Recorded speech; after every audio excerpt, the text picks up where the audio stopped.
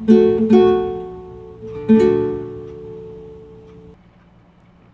everybody, this is Augustine from Nerdyberry, and this is how you play Quidditch. Okay, so if you haven't played Quidditch before, on each team there are 7 players, 3 chasers, 2 beaters, 1 keeper, and 1 seeker. I'll go over these positions over in just a little bit here. There are also 1 neutral player, which is the Snitch, and of course the ref that looks over after the game and stuff. So if you have a chaser position, your main ball is going to be a quaffle, and your position on the team is mainly just meant to get the quaffle through the hoop in order to score 10 points for your team.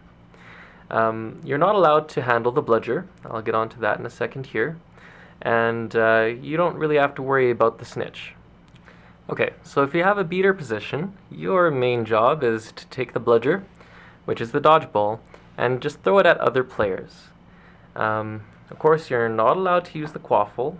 That's for the chasers. And if any player is actually hit by the bludger, they have to stop what they're doing, run back to the hoops, and touch their goal hoops. If they're holding a ball, they actually have to drop whatever they're holding, whether it's the bludger or the quaffle. Okay, so let's say that you're the keeper, though. Your main job is just to be a goalie. You want to keep the quaffle away from the hoops so that the opposing players can't score points. You're going to actually have a keeper zone, which gets you special privileges, and I'll kind of cover that a little bit later in the video. But no one else is allowed into the keeper zone except for you or players from your team that are just returning to touch their hoops. But again, I'll cover those details in a small moment here. If you're trying to score the hoops, again, you got to stay outside the line, and you have to throw the ball from outside of this line in order to actually count as a point. The seeker is the last position on each team, and the seeker's only job is just to catch the snitch. The snitch is going to make it really hard for you because it's going to be attached to the Snitch Runner, who is going to be running around the field keeping the snitch ball away from you. Now the snitch ball is just a tennis ball, and it's going to be inside of a sock tied to them. The tricky thing is that they get a little bit of a head start on you, and you're not really allowed to do anything to them, but they can do any sort of prank that they like to you. The both of you are allowed to be anywhere within the grounds. So anywhere within Grand Trunk Park, you're welcome to just run around and do your snitch catching things. Neither of you are allowed to break any federal laws. Otherwise, yeah, just chase that snitch and catch that tennis ball. Okay, so that brings me to the Snitch Runner. The Snitch Runner is going to have the snitch tied to them. And your only job is to not get caught.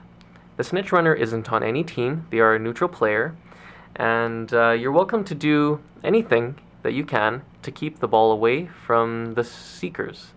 Now, if the seekers actually do manage to catch the snitch, that team is awarded 30 points to whichever seeker caught the snitch.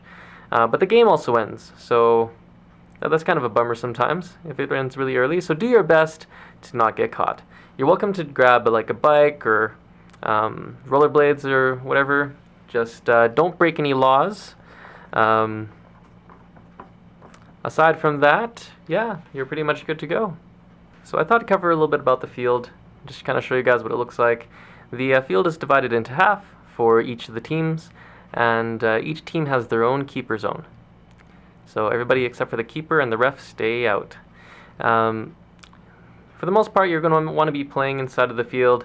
The snitch and the seekers might be outside of here running around most of the time, but for the other players, yeah, this is where you're going to be most of the game. Okay, so the last thing I wanted to show you before I cover some of the rules is how the game ends. The game ends when our time runs out. We'll be playing for about an hour, or when the snitch is caught. I also wanted to mention that we're going to be taking some breaks in the middle of the game. Halfway through, we'll take a 5-minute break, and a quarter way into the game and a quarter way toward the end of the game, we'll take a 1-minute break. Finally, I just wanted to cover a few of the rules. You'll find the full list of the rules, though, at quidditch.nerdyberry.com. But the first 3 general rules that I wanted to cover are to always have your broom on you. So you have to actually ride with the broom between your legs, and you have to hold it with one hand. The second is to stick to your ball. So if you're a chaser, you stick to your quaffle. If you're a beater, you stick to your bludger. Okay? The last is just to make sure that we keep the game nice and friendly. We're having this game open to all ages, so absolutely no rough housing, and keep your physical contact to a minimum. So thanks for watching our video. We hope to see you at our next game. If you'd like to sign up for a game, or if you'd like to see the detailed rules, visit quidditch.nerdyberry.com. If you want to see our sponsor's website, visit nerdyberry.com. Thanks.